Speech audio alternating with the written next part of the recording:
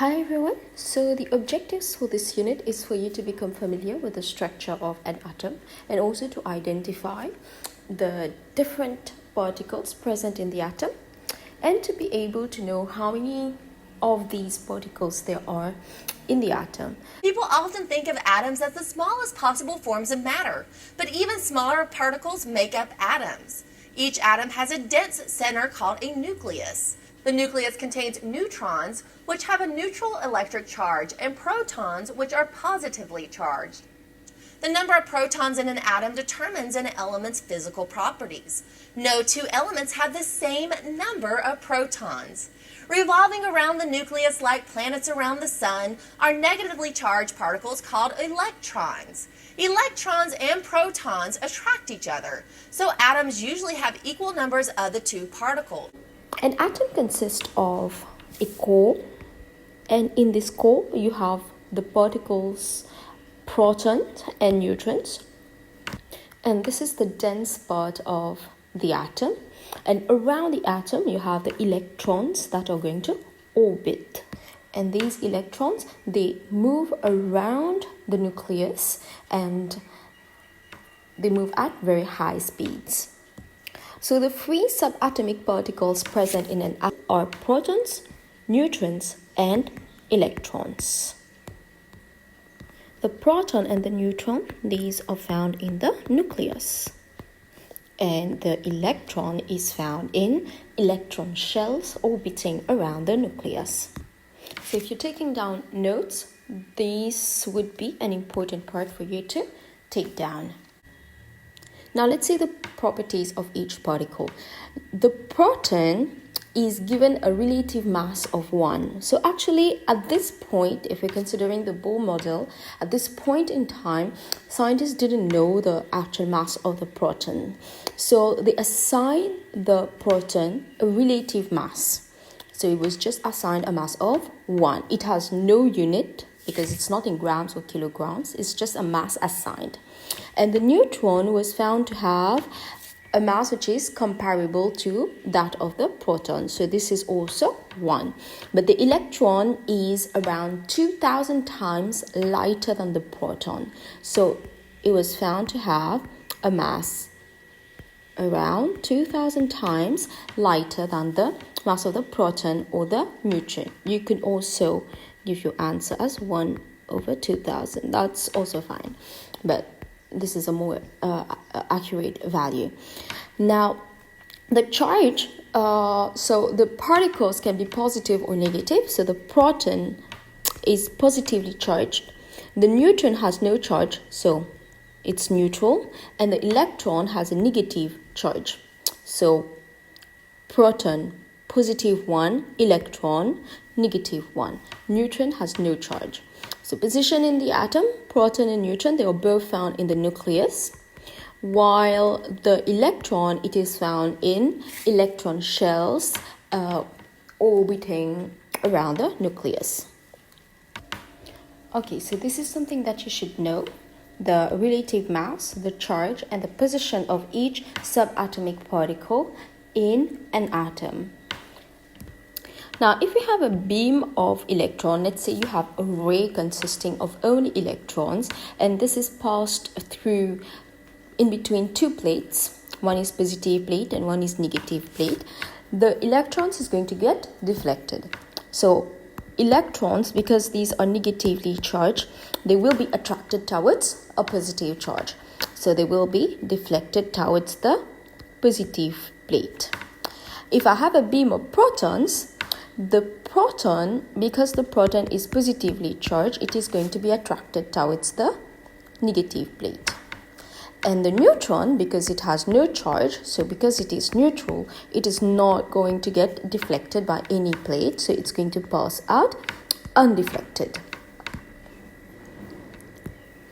Now, all these elements that we have can be found in the periodic table. And when you look at the periodic table, this is what you will see. For each element, you will see the symbol of that element. You will have the name of it. You will have two numbers. The larger number is the AR. It's called the AR. This is the atomic mass. and this shows the mass, the relative mass of that element.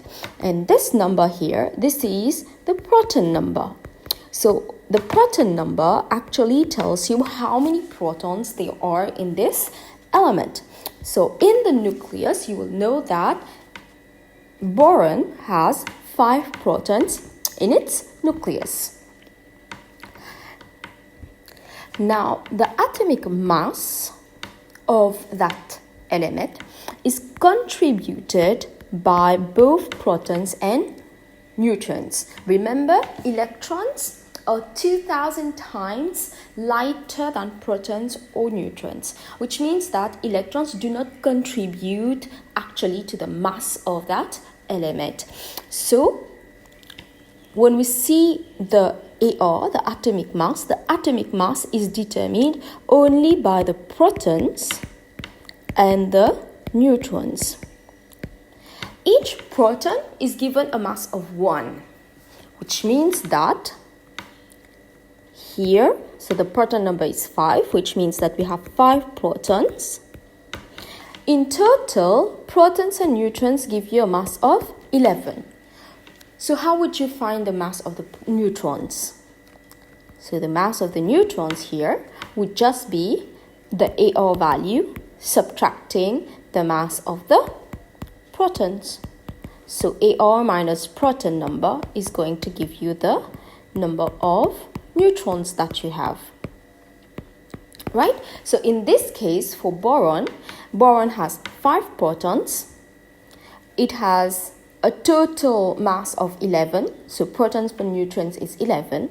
Therefore, we can say that it will have 6 neutrons. Now, electrons will not contribute to anything in this 11. But electrons are negatively charged, protons are positively charged, and an atom is neutral. So the boron atom, because it is an atom, it is neutral, which means that the charges should balance. So if I have 5 protons, that will give me a charge of plus 5, means that I need the same equal opposite charge from electrons, minus 5. So if I have 5 protons, means I will have 5 electrons.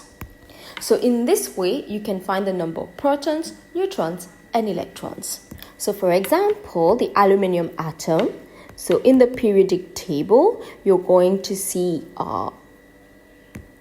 this is what you will see in the periodic table. So number of protons, this is the proton number. The smaller number is the proton number. It will have 13 protons. Protons and electrons should balance themselves. So you will have 13 electrons. The atomic mass, this is the AR, number of nucleons. Now whatever is found in the nucleus is called nucleons. So I have a total of 27 nucleons. Therefore, the number of neutrons only will be 27 minus 13. So that will give me 14 neutrons.